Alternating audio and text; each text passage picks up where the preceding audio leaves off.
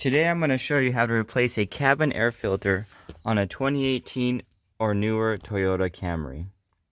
So step one is we need to get into the glove box, clear out your glove box, and then we are going to remove this outside cover. So first thing is we're going to push in this tab, pull to the right. Pay attention on the left hand side, there are 2 feet or tabs on this cover. We're going to have to put those in first when we put this back in. Next, if you notice right here, we have the cover for the housing for the cabin air filter. And to remove this, we got to remove it from the right. I'm just going to use my fingers. You can use needle nose pliers. You may need to grab one of your kids with smaller fingers, but you just push in here and you pull until it snaps out, just like that. Because of the way this is designed, you have to angle it. So I'm going to angle it just like that, and then pull it out, and then just pull straight out just like that. Okay, so one thing to show you too, it says up right here and up right there. Pay attention to that. And then we're going to pull this out. This is the, I like to call it the cabin air filter housing. And here's the cabin air filter. Now, I recently replaced this. I replaced it with a Fram Fresh Breeze CF12 12157. It's about $15 from Walmart after taxes. On the box, it says to replace these cabin air filters every 15,000 miles. I know some people say every year. The city I live in, let's just say it smells a little bit worse than other cities I've been in. So I replace mine a little bit more often.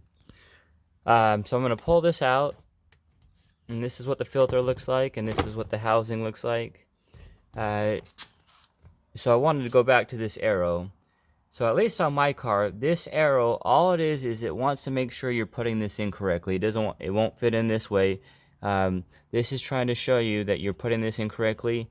And then if you purchase an OEM filter, it'll also have a similar type arrow.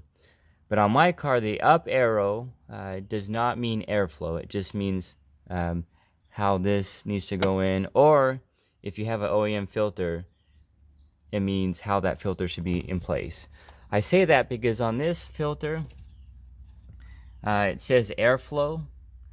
And my airflow, the arrow should actually be going down. The way I found that out is I went in here.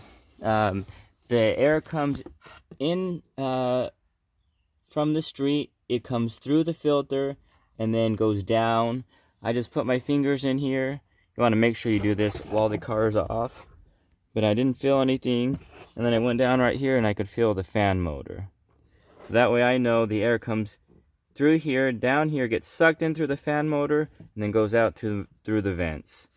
So right here, when we put this back in, just pay attention. There is this tab sticking up.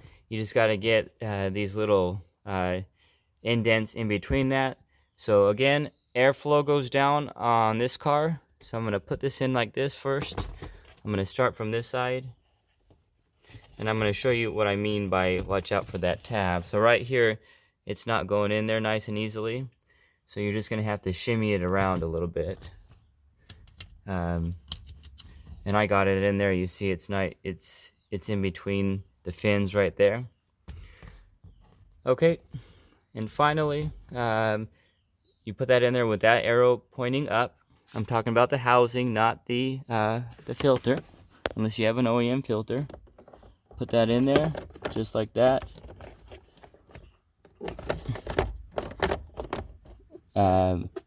Yeah, just put that in there straight like that.